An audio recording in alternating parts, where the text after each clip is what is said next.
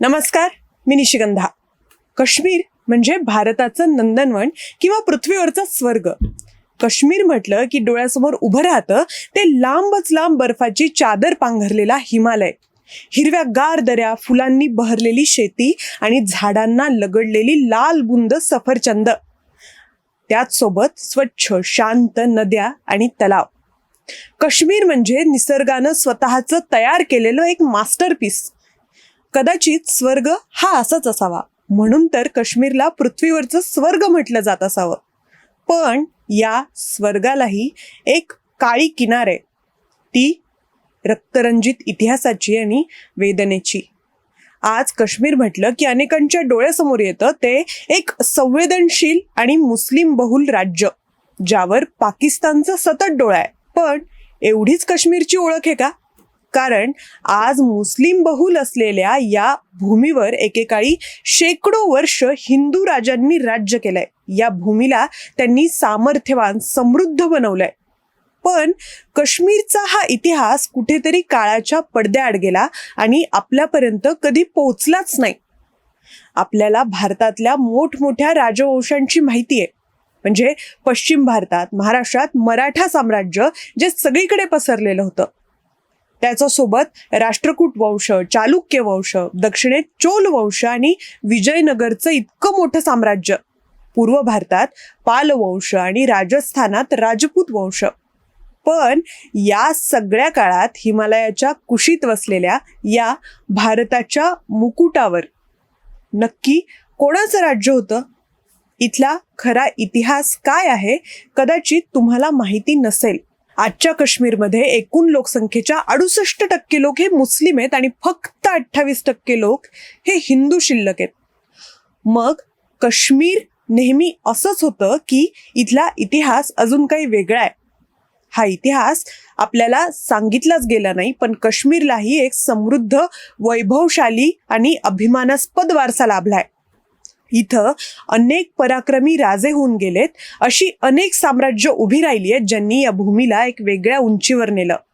आणि हो, या राजांच्या इतिहासात एक अशी राणीही आहे जिने अनेक वर्ष काश्मीरवर प्रभावीपणे राज्य केलं. या नंदनवनाचा खरा इतिहास जाणून घेण्यासाठी हा व्हिडिओ अगदी शेवटपर्यंत पाहत राहा. काश्मीरच्या उत्पत्तीची कथा फार मोठी रंजक आहे बरं का, जिचा उल्लेख आपल्या पुराणांमध्ये आढळतो. काश्मीरला ऋषी कश्यपांची भूमी म्हटलं जातं.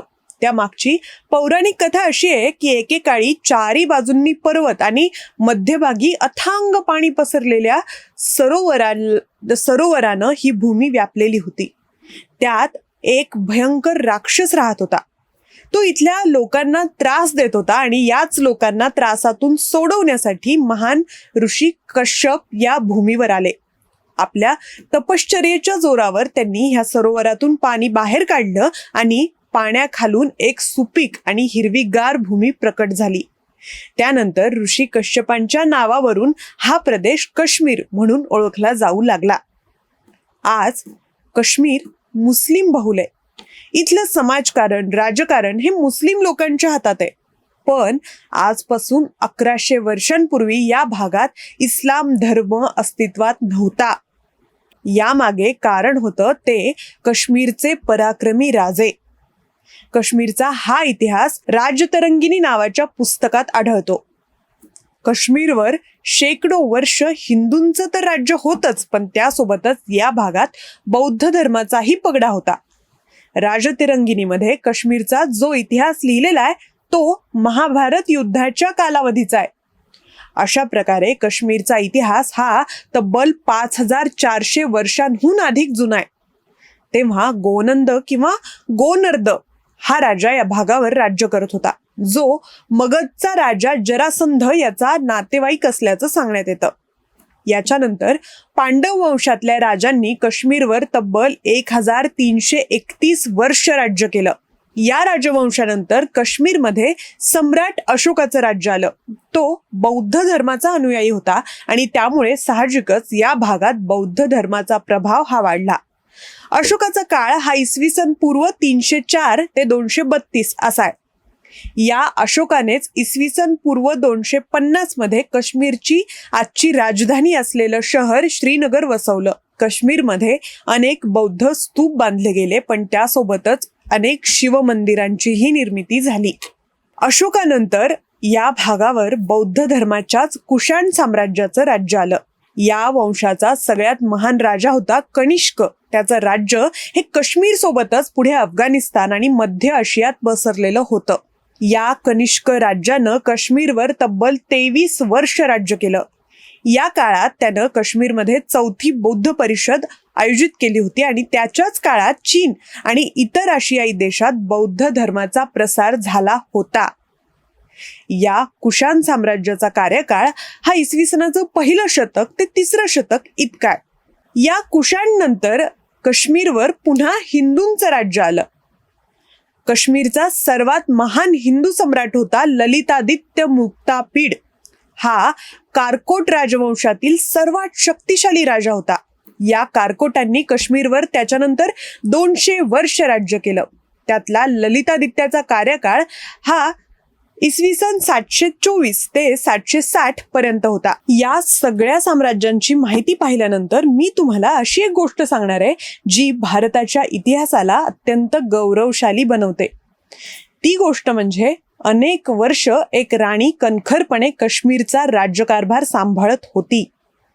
11व्या शतकात या भागावर लोहार राजवंशाचं राज्य आलं आणि याच साम्राज्याची महाराणी होती दिद्दा.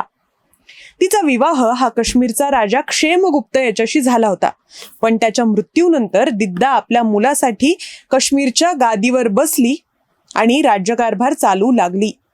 त्याच्यानंतर तिचा मुलगा, तिच्या नातवंडांचाही मृत्यू झाला, पण ती खचली नाही.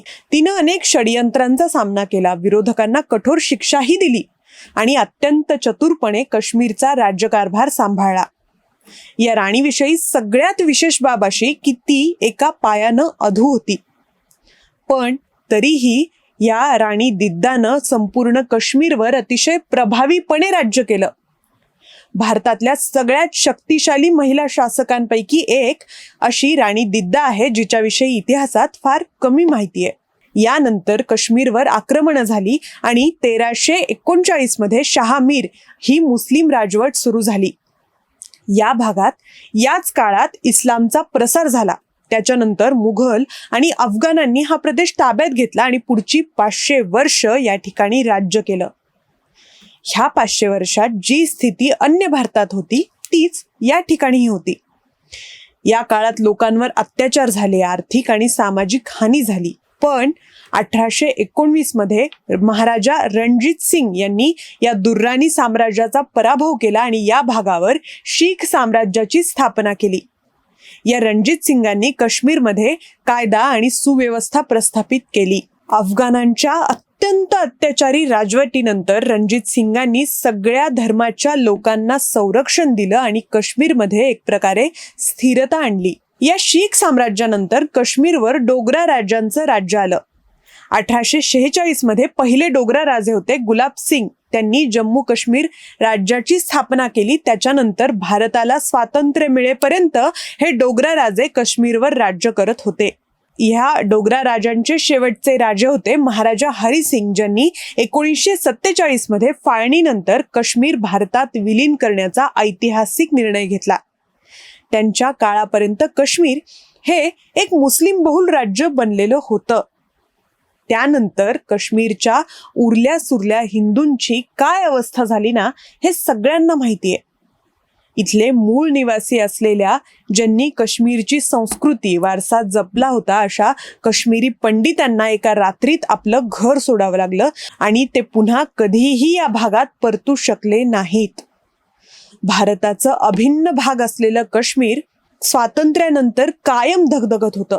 त्याला भारतापासून तोडण्याचे प्रयत्न आजही होतात, पण हे काश्मीर जपण्यासाठी अनेक हिंदू राजांनी, राण्यांनी आपलं रक्त सांडलंय, ज्यांची नावं तुम्हाला माहीत होणं गरजेचं आहे. हा व्हिडिओ तुम्हाला कसा वाटला मला कमेंटमध्ये नक्की सांगा.